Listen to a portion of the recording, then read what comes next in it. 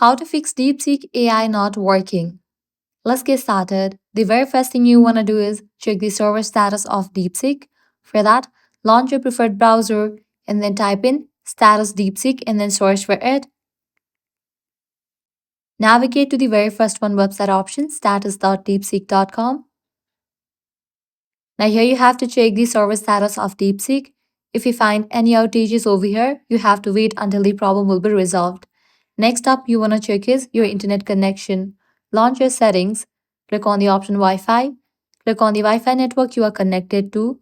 Forget this network, give a fresh restart to your router and then rezone it. Likewise, you can switch between network, Wi-Fi and cellular data. Next thing you want to do is update your DeepSeek app. For that, launch your Play Store or App Store, search for the app DeepSeek. After app appears, if you find the option of update, just click on it and update the app to its latest version.